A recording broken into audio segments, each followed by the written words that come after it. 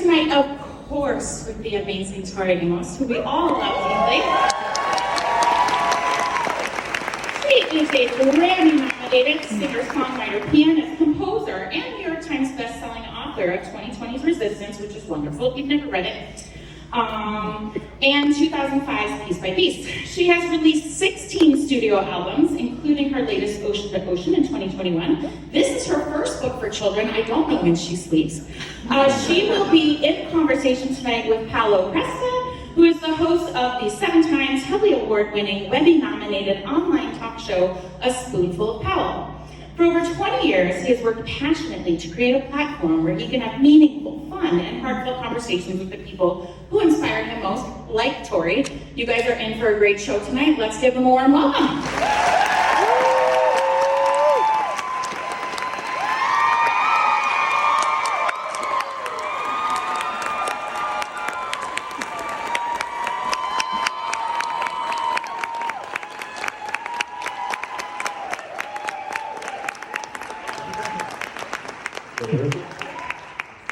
New Jersey working Tori. I gotta make sure they can hear us. Is it good? Testing 1, 2, 3. All right, everyone, here we are.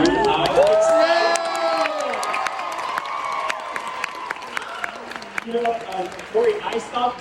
You guys were waiting. It's cold outside. They were waiting outside because they love you. They love you. I love them too. Just my husband. Yeah, I love him so much.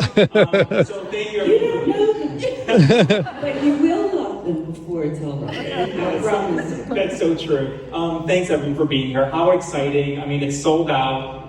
Everyone who's here, it's going to be an amazing night. And we're going to start tonight by actually Tori is going to read a few pages from her book, which you all should have, right? Does everyone have it? Yes. All right, Tori and the Muse. What a beautiful book, and we're going to talk about that. But why don't you start by reading a few pages, and then we'll go into it then, okay? Okay, here we go. Doesn't she look beautiful? Always. Okay, I gotta be cool. I cannot be the fan. I am the moderator. One more fan. Okay, go ahead. Tori loved to play the piano. That's true. One Saturday morning, Tori's father was going out, and she couldn't wait to sit at the piano, playing all the things she wanted to play, and to imagine and dream. But her father wanted her to work on her piece for her recital. She never liked to be made to practice her boring music homework. That's true. But Dad, Tori said, those songs are awful and not any fun to play. I'm playing what I want to play, what the Muses want me to play. Her father raised his eyebrows the way he always did when she mentioned her Muses. The Muses? Tori Ellen, they're not real, and they certainly can't help you to play. What is very real is your recital. Those imaginary friends of yours get into a lot of trouble, and your piano teacher and I expect you to play perfectly. Tori's stomach flipped inside her. I want to hear these when I get back, her father said, and plunked down her assignments. The best thing to do at a time like this was to make a snack. That's true. But then there was a knock at the kitchen door. Easter egg. Who could it be? Well, Tori's Muses, of course. All 11 of them. She had met them when she was just a baby, and they visited her for all these years with inspiration and magic. We have a surprise for you, Tori. They underscore this magical moment with a beautiful blend of their voices. The fairies have been working hard on it. Tori didn't always love surprises. That's true. But the Muses' timing was always right. Saved by the Muses once again.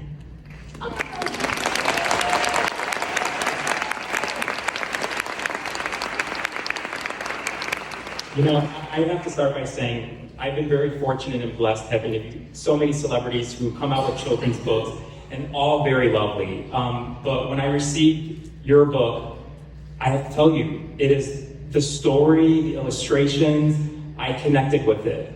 And I'm so grateful that you did this. So thank you so much, okay? Thank you, Tori. How does it feel for you being here?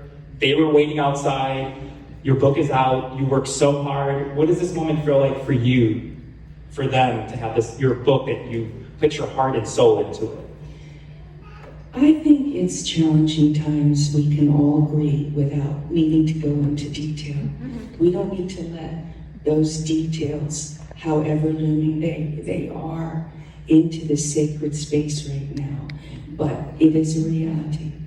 And I was guided to write a story that focused my process since I can remember, that I've been very, very fortunate to have had these beings sending music to me and guiding me since I can remember.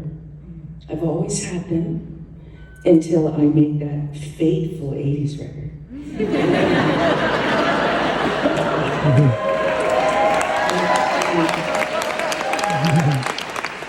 They didn't like my bustier fashion.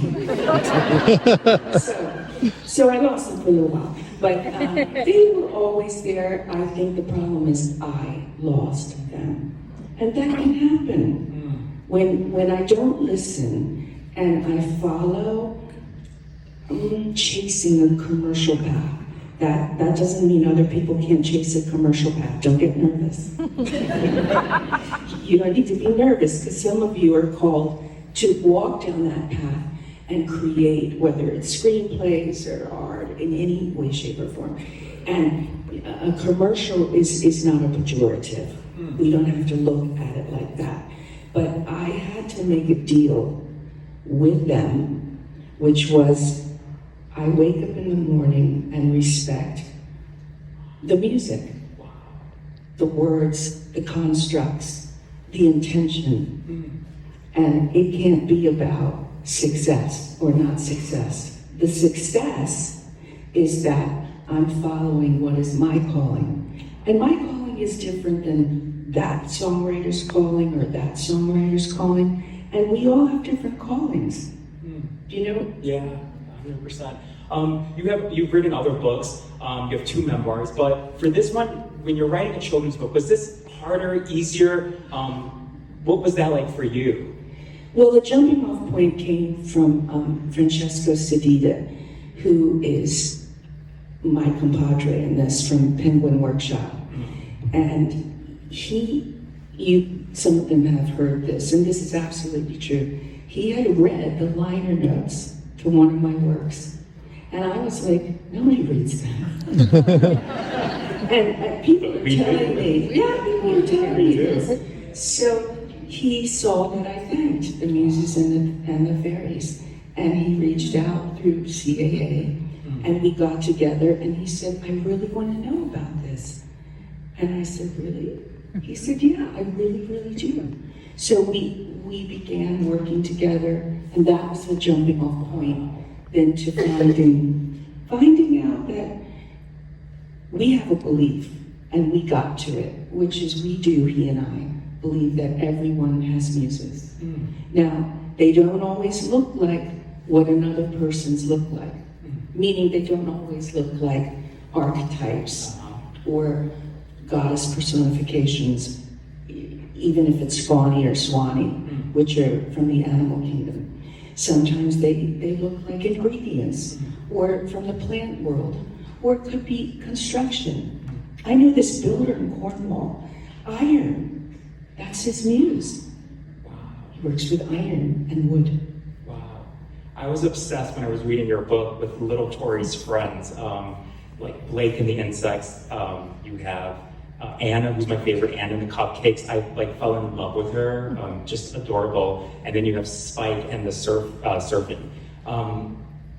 how did you create these characters? Were they a part of your life growing up, or did you come up with the friends, and how was that, the process of that?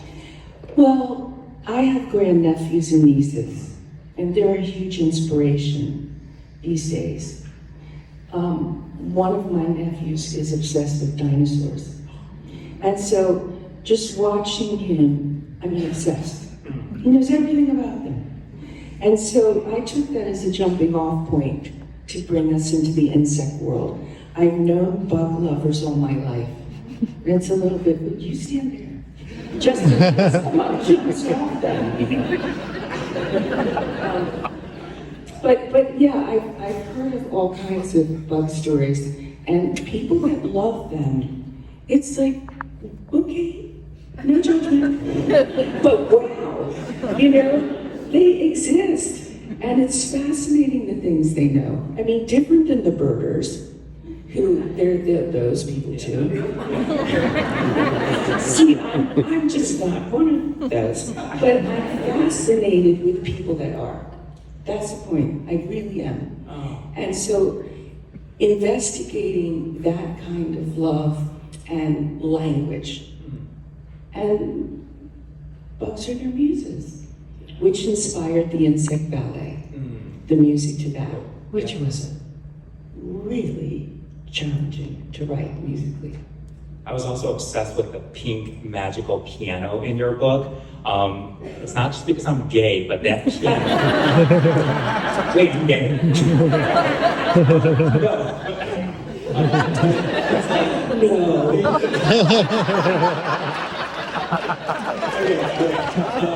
Just seeing what this piano can do and what it did for little Tori's friends, it opened so much in me just reading this book. Where did you come up with the pink magical piano and like that idea? Because like little Tori, when she went for her walk, the fairies helped her with the piano, and it was just so beautiful in the illustrations. Where did you come up with that, having that pink magical piano and the power that it had? Well, the story was written before the illustrations came on board, and Demel Zahan, oh my goodness, what a talent. Amazing. With those illustrations. But first we had to get the story right. And the idea was, there is a confrontation between the dad and little Tori. And we've all had those. It could be with mom.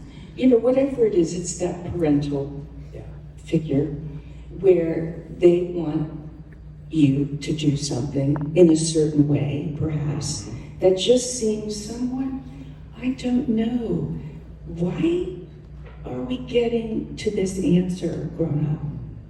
There's another way to get to where we need to go. That was our original idea. So that's not terrible. He's just not aligned with creativity, and he doesn't really understand it. So it becomes about hard discipline. And that can happen. I've heard people from all walks, not just of the arts, but sports sometimes. There's one way to inspire and nurture, and then there's another thing to have a veiled threat. So we wanted to start off with that kind of disconnect. And then, of course, there's an emotional moment for little Tori. Yes. Because she really wanted to just compose and dream. Yes. And the reality is, a lot of music for children, especially in 1968, if you didn't go back to the classics, was really disrespectful to children. It dumped everything down, and it became almost like a punishment. So you could play the Beatles catalog, you can play anything practically that you hear, and then at 5, you're driven and demoted to hot cross buns. It's like, what did I do to deserve this?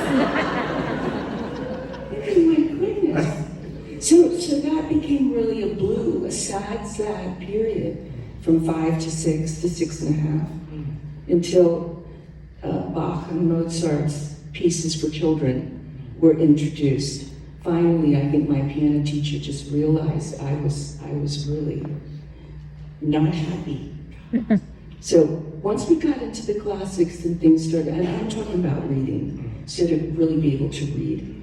Why Can't Tori Read was never about not being able to read music. You can't go to Be By and not read music. It means a lot.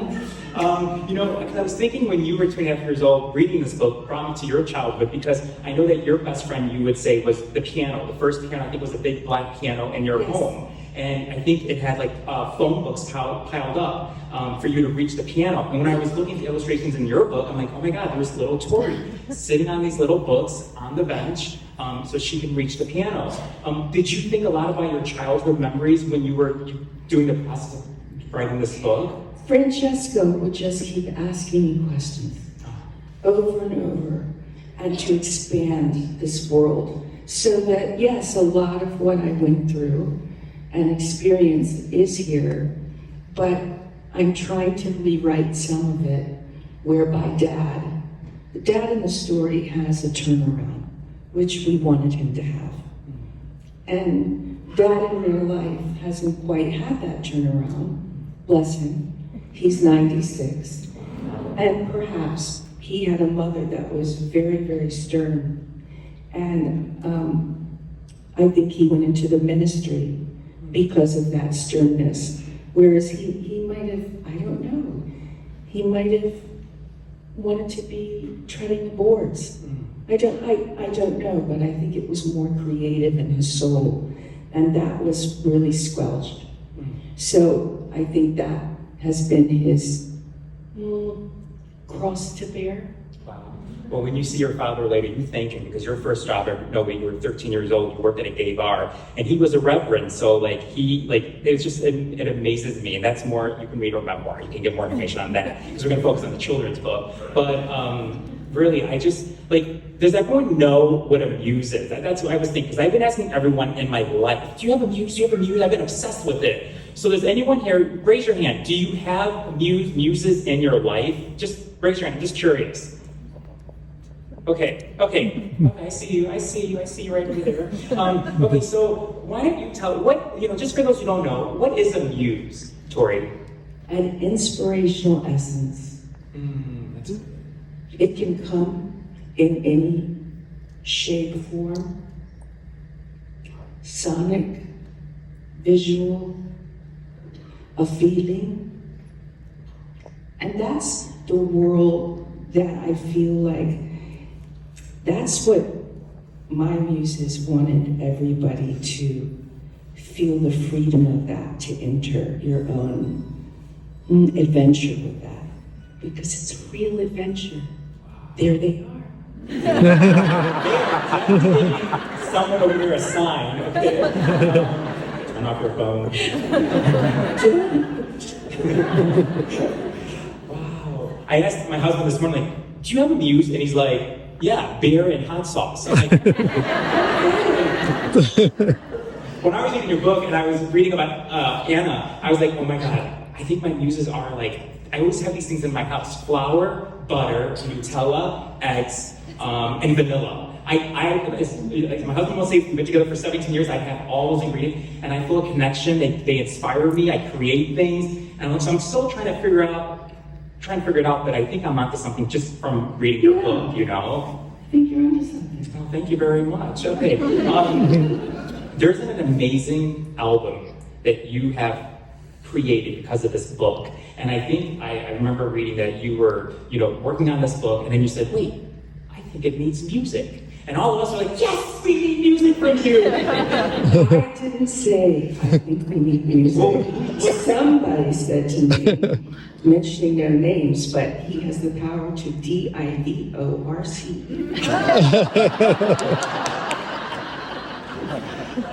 And he was making me a cocktail. He's very good because he's a publican son. His parents ran a pub in the 60s off Shaftesbury and Water Street in Soho, London, in the swinging 60s, when it was just, the mods and the rockers and all that culture was happening. And so he grew up with publicans, that's what they call them, as parents. So he's, he knows how to make a wonderful little drink. And he just said, so I have one question, wife. you're writing a book about a little girl who plays music, and there's no music. No drink for you. What? You want to tell me what you're thinking? And I went, I wasn't thinking. He said, no. No, you weren't. And I said, fair play. Fair play. I'll take an idea from anywhere. I really will. So I said, I hear you. And so I'll get to work. He said, last week would be good. I listened to the album, and there's one, I think it's like mermaids, because one of your muses is a mermaid, and it's a beautiful, just that track, because you have 9 tracks on the album, and I was like, Patrick, listen to this, like, is it mermaid talking? And he's like, yeah, it's mermaid talking. And then I Googled it, like, what's mermaid talking? And then when you Google it, it says like underwater, kind of like you're under the water and your words like slur a little bit or something. But that was a beautiful, it's like when you hear you in it, it's so beautiful. What was that like for you recording these songs, that go with the story, little Tori? Well, I have a muse that's 6. Her name is Savvy. And she and I have been talking mermaid for 2 years now. Wow. And she also steals all my shoes. And it's, like, Alaya. Get those Aquazura out. What are you doing taking those? You can't even fit into them. It's like, I will, T-Bird. She'll be 13 years old and running around Philadelphia. I'm telling you right now, with my shoes. And so we do shoes and speak mermaid. And that's our relationship. And she'll bake me cookies with sprinkles on them. Oh. So that's just, she's my great niece. And for some reason, we just go into this type of, I don't know, light language? That's a bit woo-woo, sorry. But it's just a language where it's not call and answer necessarily, but there is a bit of call and answer, like what we did on the live shows over the last 2 years. What's that tour? Oh, Anyway, with Box and Ash. Sorry, John Evans. Sorry. Whoa. That's a mistake.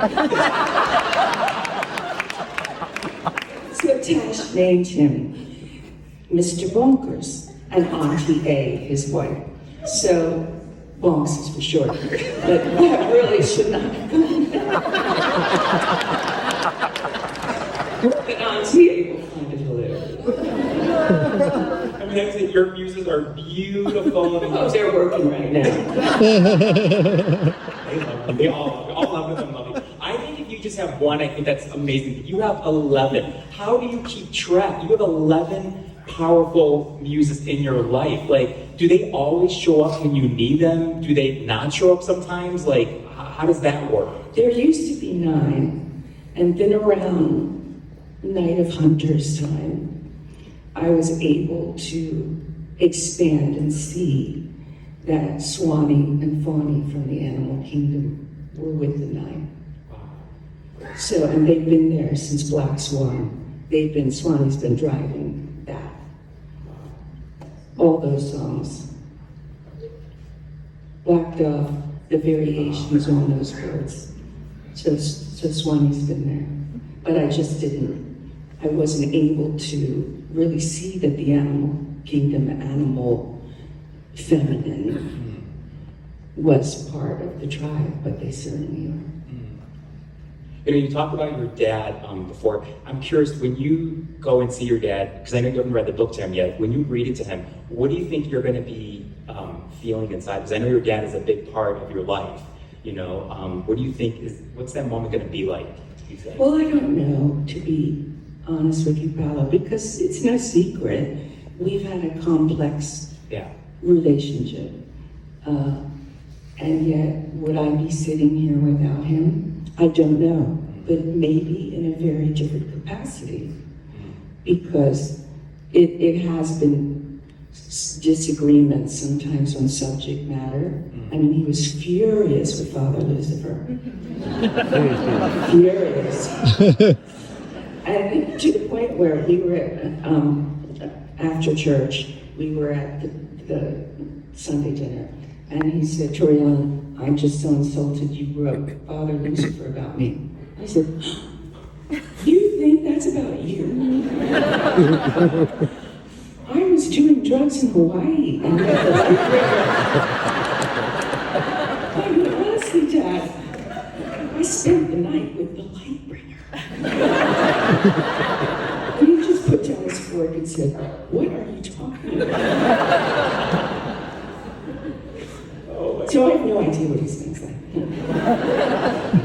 Can I ask you, I lost my mom a couple years ago, and I've been, reading your books and seeing videos of you talking about grief, and it's been so helpful, and I really want to thank you for that, because anyone who's grieving, I think we can relate to what you say, and I know you lost your mom in 2019, and I lost my mom in 2022, and just like you, my mom was my everything, and I'm wondering, like, if your mom was here, what do you think she would say about this book? Because did she read you stories when you were little? Because I'm trying to see if there was this full circle moment of her being you spiritually. And well, she would go in to read me Bible stories.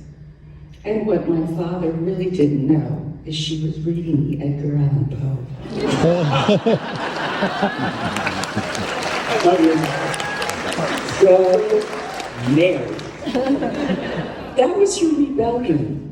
She was the perfect minister's wife on Sunday in church, and I think it was crushing her because she didn't put a foot wrong. She looked like Jackie O, Jackie Kennedy at the time. And,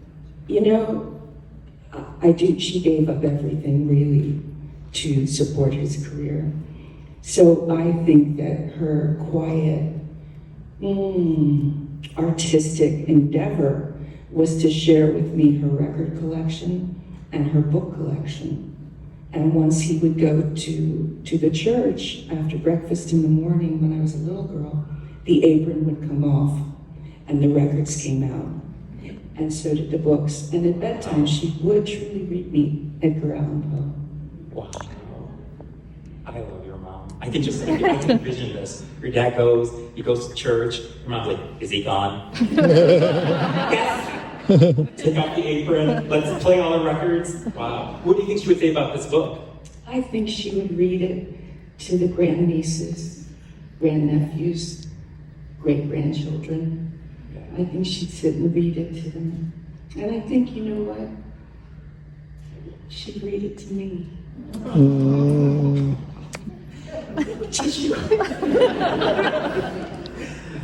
That's beautiful. She definitely would. Oh my gosh. Going back to that album, is it true that you added a song like 3 weeks ago? Because I know the album came out last week. Is that true that you there's one song in the album that you're like, oh wait, we gotta put the song on there, and the song is not on the album? Well, I knew we needed the song for the end scene with the dad in the book. We needed the final scene, but I was going down a wrong path and I knew it. Because I would just go back and listen, and I wasn't getting any shimmer, glimmer. Okay, I'll tell you that much. There was nothing happening. It was just like a thud. Because I was pulling, I'm not gonna lie about this. And it's not like I won't lie about things. But I was pulling from the back catalog. Because I was up against it. My husband was like, come on TikTok. Mixing starts Monday, and it's Thursday night. And I'm like going, I don't have it.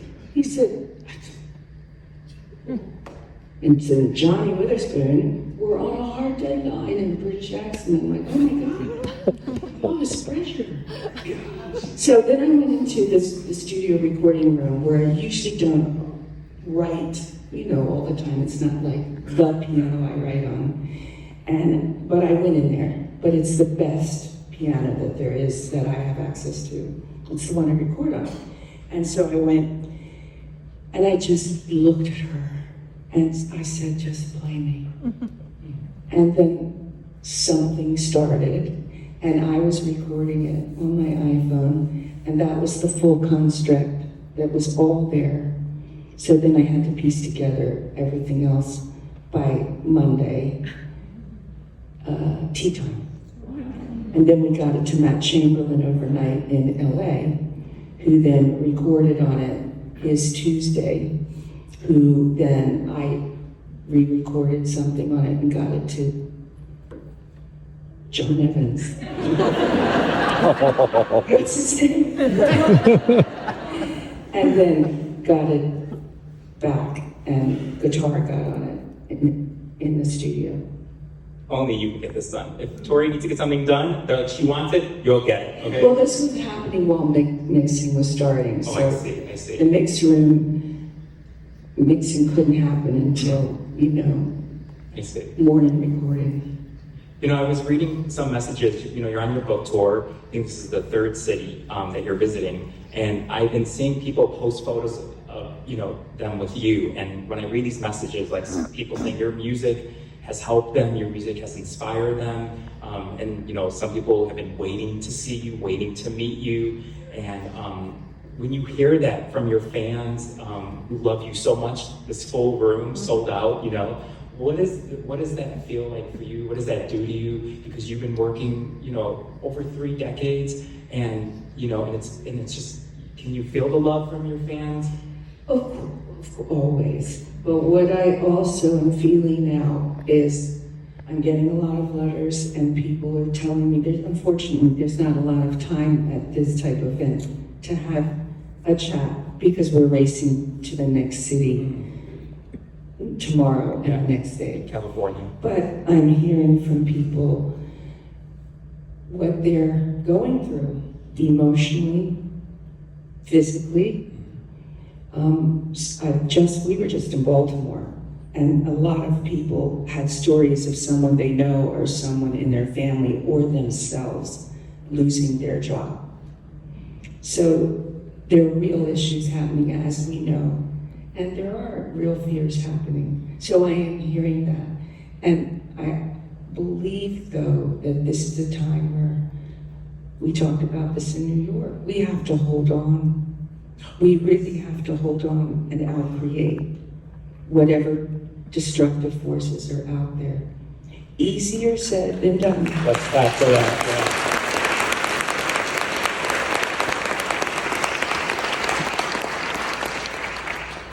Yeah. You give us hope. A lot of distractions, this is a crazy time, but for us, listening to your music gives us hope and a reminder that we're gonna get through this. We gotta stick together. Well, the one thing we have to remember, though, is creativity.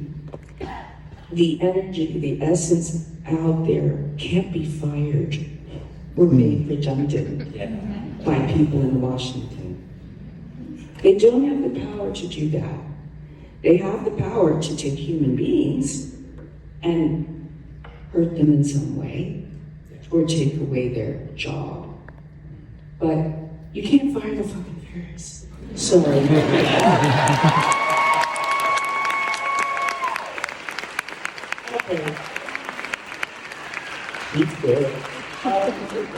Your book, I was just thinking about this cornflake girl, but in your book, like, your little Tori's dad at the end is like, there's a picture. I'm like, oh, the dad likes cornflake.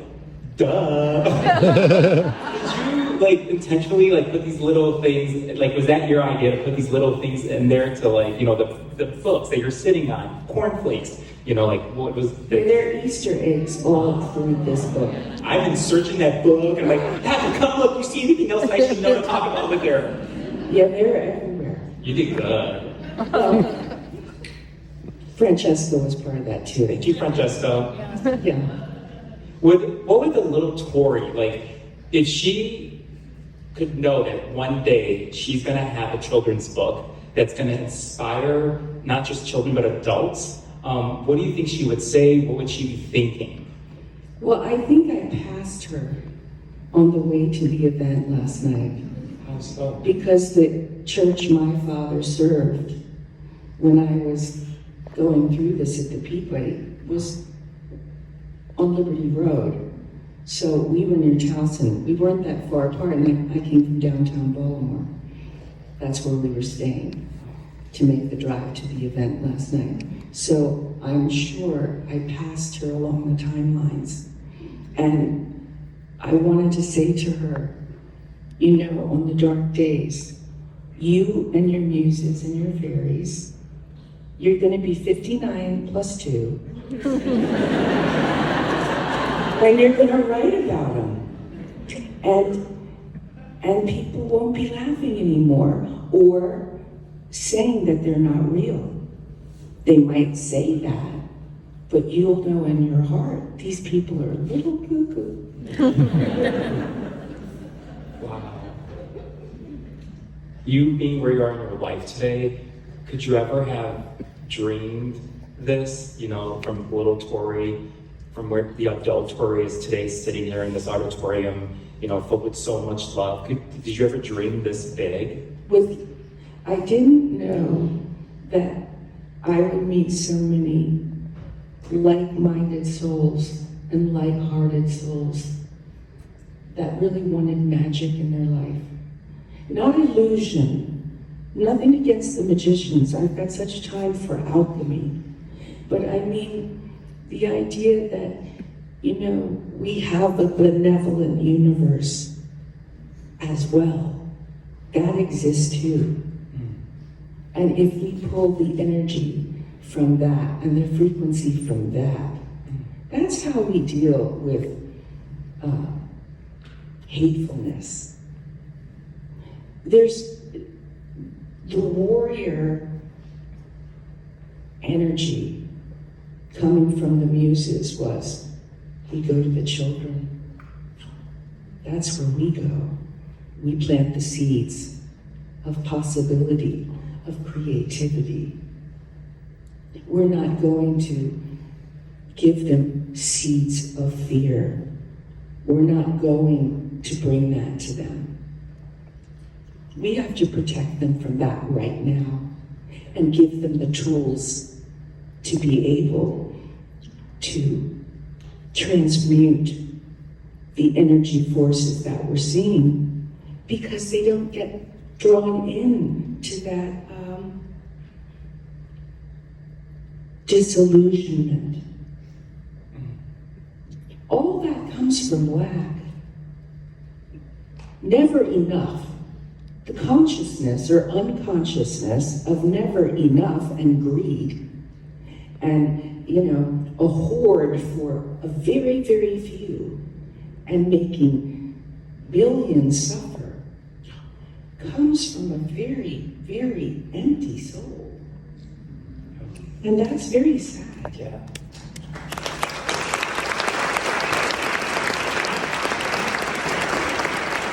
There should be like a Tori Super Soul Sunday. Who needs Oprah? I love Oprah. She's my friend. We all need Oprah. You know, my aunt called me this morning. She goes, "Paolo," in Italian and English. She would be like, "Make sure you go to church. It's Ash Wednesday." And it's like, oopsie. So give me my ashes, like, just I'll put my ashes over here. Okay, so now we have a few questions from you guys. You guys, they received so many questions, but I have a couple, so let's see. We'll start with this one. Thank you guys for submitting the questions as well. All right, Tori, let's see. What would you say is your favorite insect of all? No.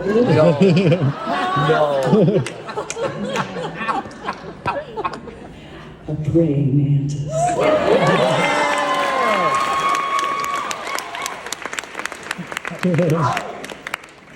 She did not see the questions beforehand, if you were wondering. Okay. You would say that. All right, this is from Joanna. I was wondering, when you would talk to your grandfather about the Muses, how did he explain them to you? He was very much about imagination. So when we would take walks, I've told this story, but there would be, say, a huge mound of dirt by a construction site. And he would say, "What do you see, little one? What do you see?" And I'd say, "A big pile of dirt." He said, "You do not." And I'd say, "Well, I don't." He said, "No, it could be a whale." I'm like, okay. He said, come on, smoking his pipe as we're walking around the corner. How do you think you're gonna weave a tail? And I'm like, oh, okay. He said, you must weave a tail like a spider weaves a web. Let's go. I'm like, okay, let's go. Oh my gosh. Oh, this might be my favorite question. This is from Matilda. She's 9 years old, and she wants to know, Tori, do you like cats? Yes. See, Matilda? Particularly big cats. Lionesses. Lynx. Love those. But I know cat people. And the thing about cats, they come. But of course, you know, I love putting them in songs. So that is true. Cajun and Easter, they're in the book. You hear that, Matilda? She's over here in the second row. Good seat. Yes. Good question. Okay, this is from Phyllis. What was your favorite book to read to your daughter when she was young? Well, Madeline, we loved Madeline. But the reality about Tash is she moved into films really quick. I mean, really quick. Because we were on the buses, and I'm one of those parents that, you know, when you say no TV screen time, I'm like, watch it all night, honey. She's in second year law school. It didn't hurt her.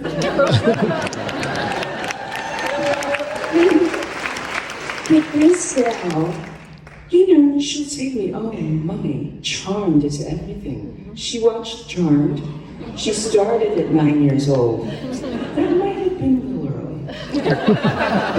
But hey-ho, we had interesting discussions. Truly interesting. So, but she knew all about Peru and Phoebe and whatever they were. And loved it. And so, you know, Tash was watching everything. But she was on the road since, my gosh, what was it? September 23rd, 2001? September, something like that. So right after 9/11, we went out with her and she was a year and like 2 weeks old. And there would be, she wasn't watching Charmed yet. Yeah. But she was watching movies. She loved them. Well, you're an amazing mother. Well, you know, Mark's the mother, but you know, she works hard for the money. Yeah.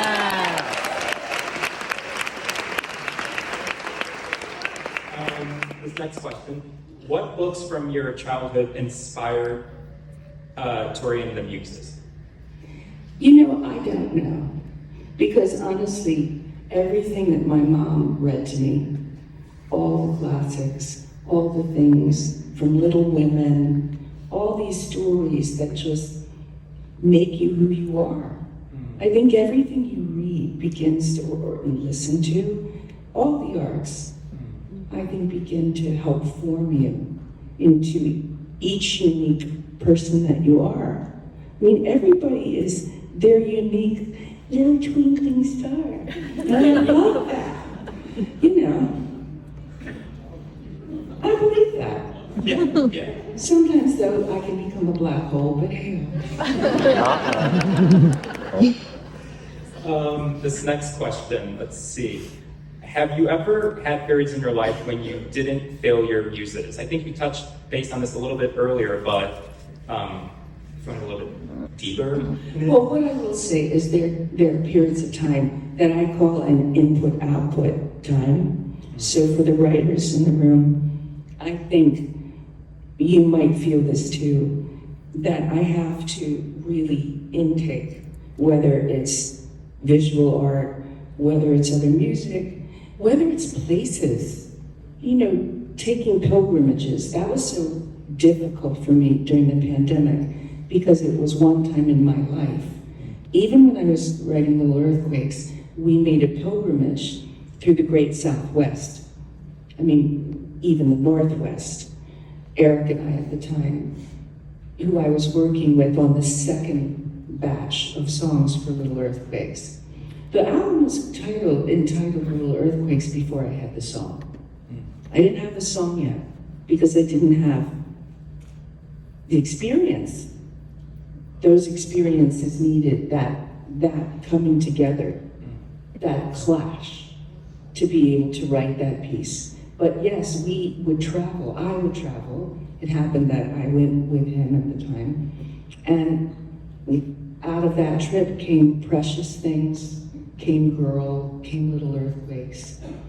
That was that particular period of time. So when the pandemic hit, I couldn't travel.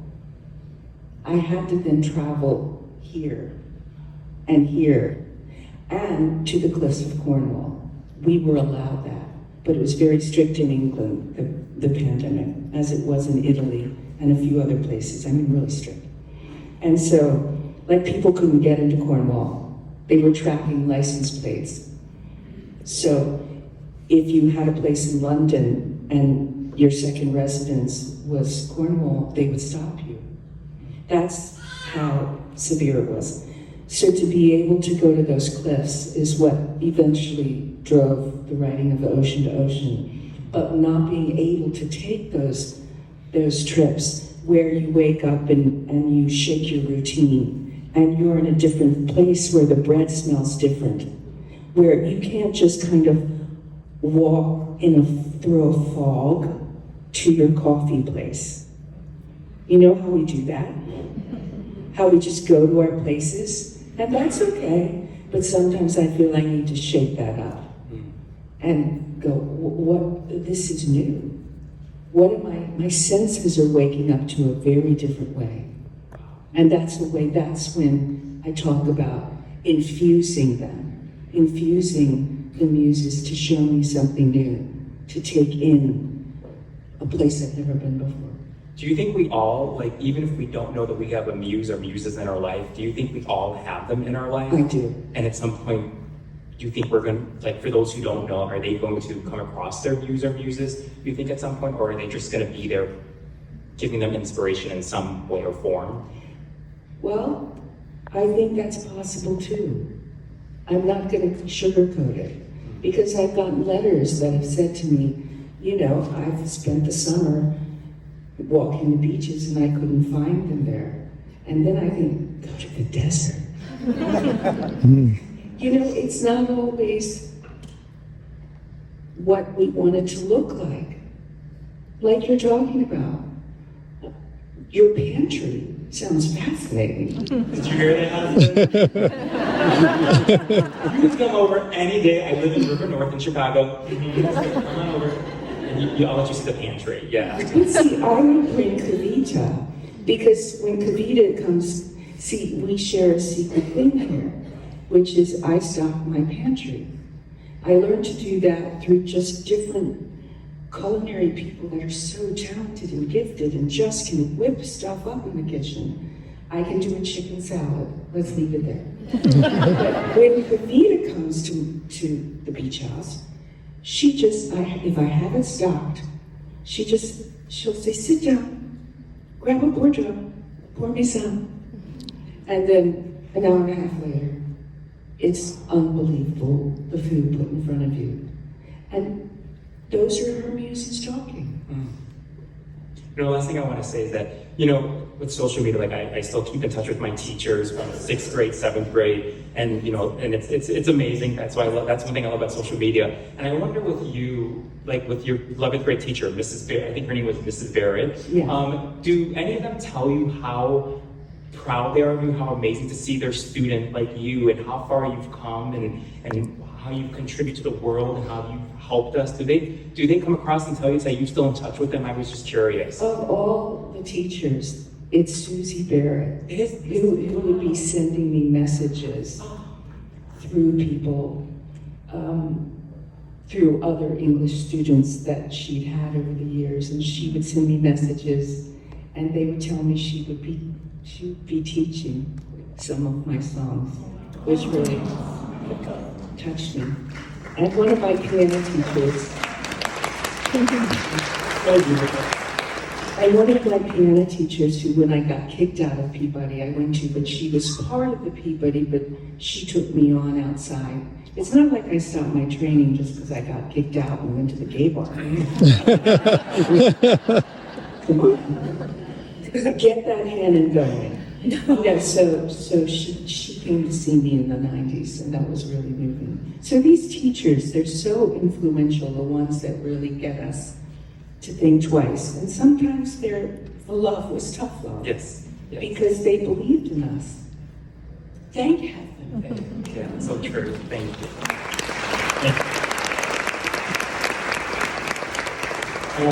You know, we're going to take a picture with all of us together. It's going to be a beautiful photo. We'll tag each and every one of you. I know I speak for everyone in this room, really, when I say thank you. I mean, just the love that how much we appreciate you and over the years and the decades and what you've done for us. I hope you can feel the love from every single person in this room, especially me.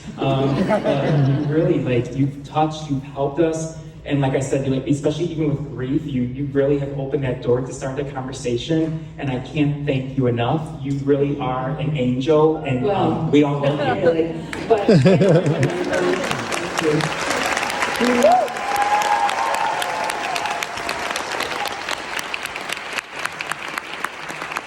You gotta take it in. Take it in. Okay, so I think now, if you all have your book, we're gonna take a group photo, and Tori and I are gonna stay here, and you guys stand up with your book, and then we'll take the book. And tell us,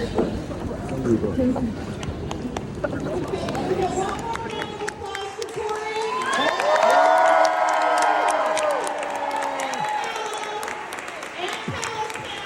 I'm obsessed with